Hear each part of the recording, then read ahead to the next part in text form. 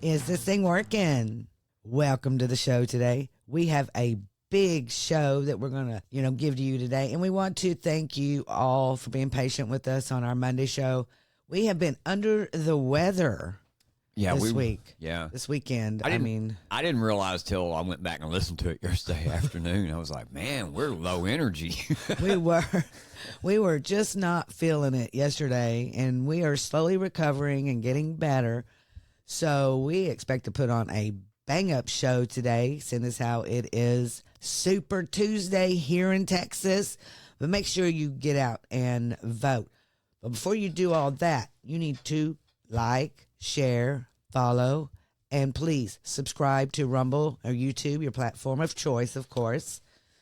And then get out and vote today. What do you think, James? Oh, I'm down. Not even just Texas, but there are 14 other states and 2 territories that are holding primaries today. Yes, what you call Super Tuesday. It's the one with the most states voting on primary. It's pretty interesting to be involved in all that. It's really weird. We did this, and I want to bring this up because we had early voting here in Texas. And honestly, people here don't really like early voting. Have you noticed? Yeah.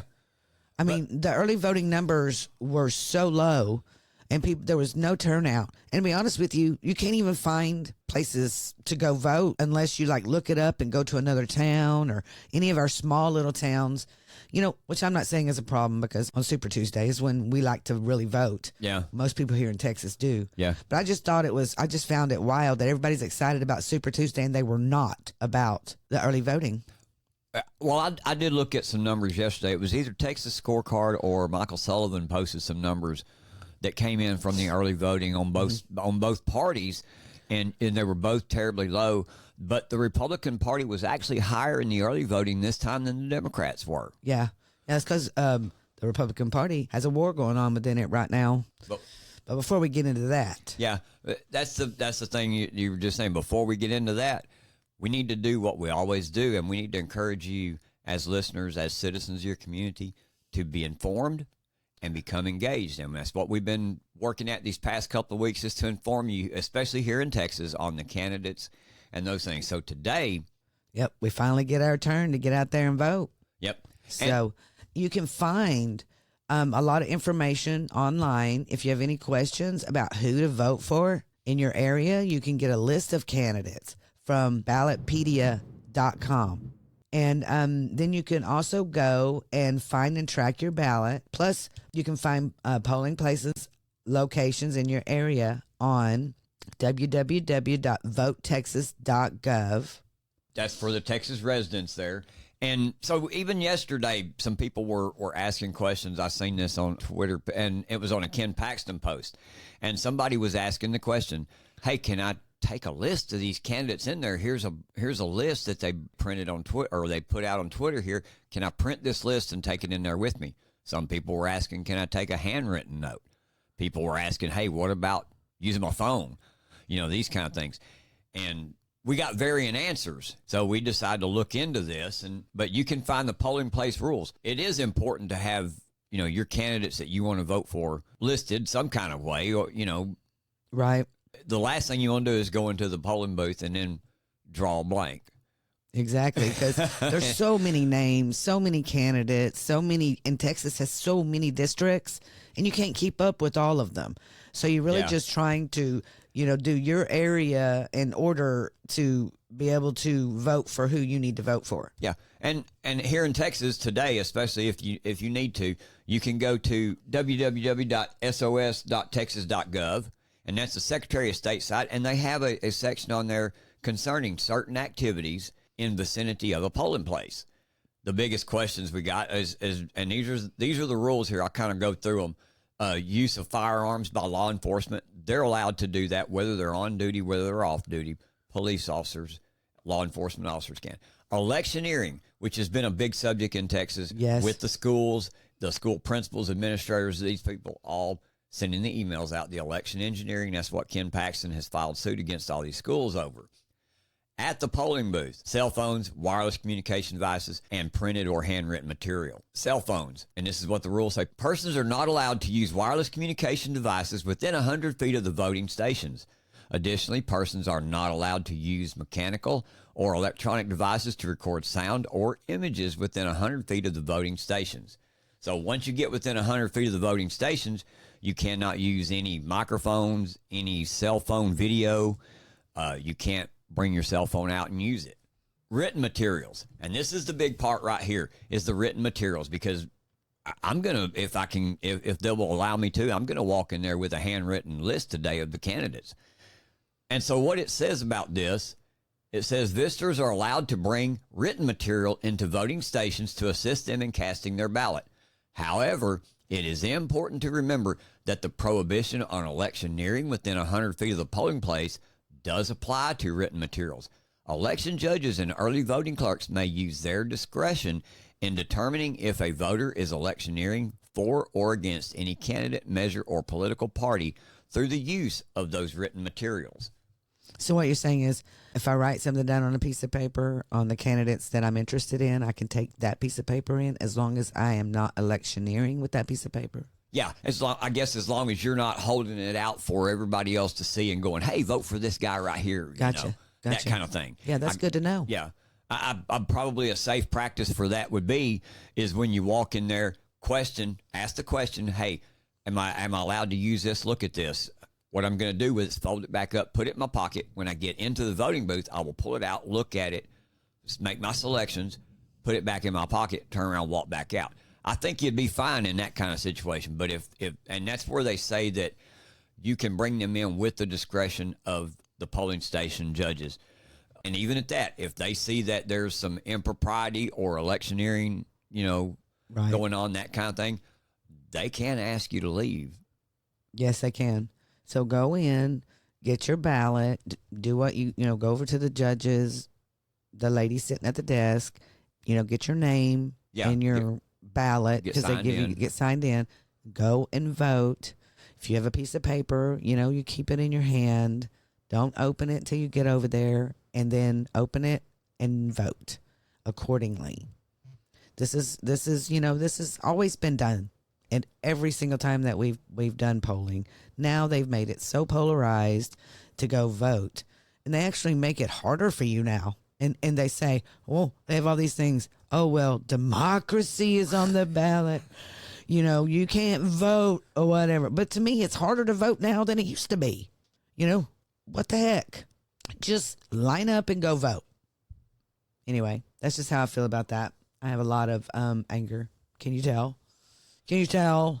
Anyway, we want to remind you again of who we are hoping you vote for. Okay, so Joanne Schaffner for District 11. She is going against Clardy. And we do not want Clardy back in there. He is a rhino and he's been there too long. It is time for new blood in our Texas legislature, don't you think so? Yep. Well, the biggest turnoff for me was the fact that he campaigns against school choice, but yet his children don't go to the public school in his hometown. Yeah, I agree. And then Paulette Carson here in our area in District 9 is going against Trent Ashby, who voted to impeach our Texas Attorney General, Kim Paxton. So we got everybody's out against him at this point. Please vote for Paulette Carson. We need new blood in our area as well. We really do.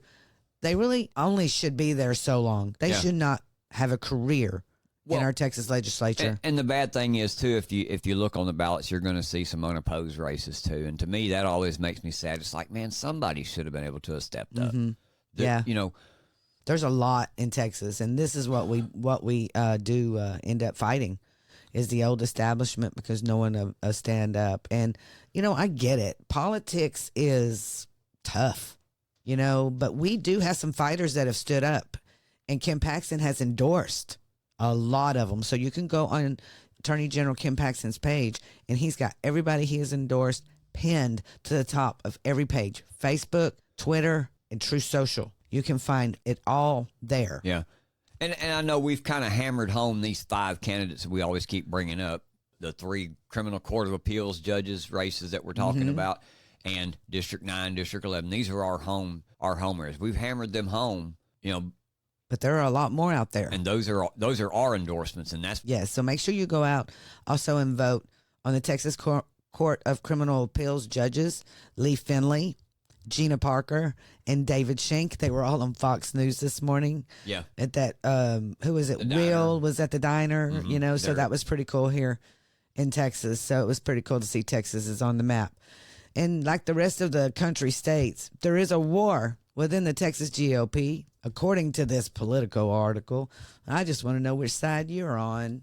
We're going to go through this article here and point out a few things that they think is all about Texas. So first off, they start with the headline, Fighting the GOP Civil War, Texas Style. And it says, under the headline, it says, AG Kim Paxton wants revenge. Lieutenant Governor Dan Patrick wants power. The result of a frenzy of Trump-inspired primary challenges that make a Tarantino movie look tame. And let me ask you, Texans, is this really going on here in Texas? Is there like a shootout over, power in Texas right now? Pulp Fiction style movie. Pulp Fiction style Reservoir movie. Dogs. Yeah. I mean, it's ridiculous the way they say this. Now, there is a civil war going on, but it's a peaceful one, like conservatives are. They're peaceful. And it's not Texans against Texans. It's not that kind of civil war. No, it's not at all. It's assault. Yeah, and what it is our Texas government battling our own federal government for the invasion. Yes. Of our Texas border. But there's a lot going on. I could go into the details of the Speaker Dade feeling. Of course, that isn't in our area, But it's crazy because they say he is facing well-funded primary challenge driven by his two chief antagonists in Austin. Look at the way they talk about him. Lieutenant Governor Dan Patrick and Attorney General Kim Paxton. And one thing I will say, we do want Speaker Dade Phelan to not be a speaker or not be in the House next year. And I can't wait because I have a feeling that this is the fight that is going to take place today. But the slant in the article is that those are his two biggest antagonists, and that's not true either. That's not true. Yeah. No, it's actually the MAGA wing of the party, period. Yep. We do not want him there. Grassroots. We want him out. The grassroots. Because he is nothing but a Democrat operative. I'm just saying. Because he's the one that brought up Kim Paxton's impeachment. He went along with everything. And then it says elsewhere in Texas, Governor Greg Abbott is targeting sitting state representatives who have not been fully supportive of his agenda. Why wouldn't he target them? He has an agenda that he needs to get through. Conservatives that's what they want. That's on their agenda. Why would the House of Representatives, who is supposed to be a conservative house, who has been elected Republican for many years now, not vote and not try to support the conservative agenda? This is what we're fighting in the House. We have an agenda, and we need to purge those that aren't interested in giving us the agenda that we want, that we voted in. Exactly. We voted our governor in to get these agendas done, and his legislatures backstabbed him. Exactly. 100%. They need to go. It's the same game that they play in D.C. If you look at it, the Democrat side has infiltrated people into the Republican side, and they're all voting on the Democrat side. Yeah, they basically kind of almost built themselves a uniparty here also. They have. Yeah. And they use that here in Texas, that they will, promise Democrats these seats on these big committees, and then Democrats have more voice than conservatives. And that is not what we want. We're not bipartisan. No, this is not the time and place in America to be bipartisan with Democrats who are overrunning our border, who have totally ruined our financial sector whatsoever. I don't even know if President Trump can come back and fix that. And then our border, he's going to have to deport 10 million people. That right there is going to become this huge issue. They have started this on purpose. Even if he does close the border, which I know that he's going to, and that should be the very first step. Close the border. Like I've said before, we can fix the problems within our country once we close the border and stop this. Yeah. The 10 million that are there, it is going to take a while. And we got to start somewhere. But we got to start somewhere, and closing the border is it. But they go on to say that Paxton is fueled by vengeance against those lawmakers who voted last year to impeach him over corruption and bribery allegations. Well, obviously they found him innocent. There was no proof. There was no proof. There was absolutely no. They had no case whatsoever. And they continue on to say that he's corrupted and he's got bribery allegations. But we all saw all the evidence, and there was nothing during the impeachment trial, nothing that came out, and they can't stand it. Yep. That the grassroots stood up and helped him. Hopefully after today things will change. Yes, hopefully it will. But in quotes, they're not after me. They're after you. I'm just standing in the way. Can you guess who said that and who continues to say that? President Trump. You have heard all the pundits and mainstream media talking points that MAGA's in a cult, blah, blah, blah, and so on. But the reality is, Donald J. Trump, the former president of the United States, is only a tool. That's it. He's just a tool for us to get to where we need to be in order to save our country. We don't love the man. We don't love any of these politicians at all. I know nothing about Paulette Carson's personal life. I'm not involved in her. Same thing with Joanne Schaffner. Same thing with these judges. We just look at how they can be a tool for what our agenda is in Texas. No one else, nowhere else. His policies are what we need for a healthy economy, safe communities, and a border that needs to be closed. And let us remind you of one thing. We had no wars under Trump. Peace and prosperity is what Trump taught us could be done during his 4 years in office. And like you're pointing out, the thing is, we don't love the politician, but we love the policies. And the reason that we go to vote for these people anyway is not so that they can improve their life or that they can make themselves wealthy and rich. I could care not one bit about that. What I go and I vote for a politician or a leader for is that he's willing to stand there with the people, for the people, and do what the people need to make our country better, to improve our lives, and to make things better for us. As long as he can continue to do that, I'm all in for him. President Trump has brought that. He come in his first 4 years, and he showed us that that's what he set out to do, and he was accomplishing those things. Yeah, but with fights along the way, every step he took. Yeah, probably the two biggest reasons that I stand with President Trump is the fact that our country is weak in the industrial section. Mm-hmm. We need manufacturing back here. He was willing to do that. He was already starting to get people back, businesses back, manufacturing was coming back. President Trump prioritized trade concerns far more than any other president in recent history. He shifted the United States toward a more nationalist trade policy characterized by an aggressive use of the tariffs and sharp criticism of China, the European Union, and the World Trade Organization. He did this by abandoning the Trade-Pacific Partnership Agreement that most other Republicans did support, but he ran roughshod over the rules-based trading system to pursue his objective of boosting U.S. industry. This is what Politico says here. He imposed tariffs on more than $350 billion worth of Chinese goods and on billions of dollars worth of steel and aluminum imports. Struck a trade deal with China that eliminated many agricultural trade barriers but left many other serious trade issues unaddressed. This is what Politico said. He also used the threat of withdrawing from the North American Free Trade Agreement to strike a more protectionist version of the agreement with Canada and Mexico. Let me tell you what, that was the biggest reason that I supported him in 2016, in 2020, and right now, is the fact that the North American Free Trade Agreement has done nothing but shift jobs overseas, shift our manufacturing overseas, has weakened our U.S. dollar, has weakened our U.S. economy, and has made America less powerful in the world, because all we are now is a consumption society. We have nothing of value to offer. If 2020 and the COVID pandemic should have taught us anything, it should have taught us how vulnerable we are as a country when things happen, because we had no way to sustain ourselves. You remember the cargo ships out in the Pacific Ocean sitting out there off the coast of California? Yes. You remember that big thing? I do. Oh man, that was bad. That was when inflation just shot up to... Think about just how lessened that would have been if the manufacturing had not left 20 years ago.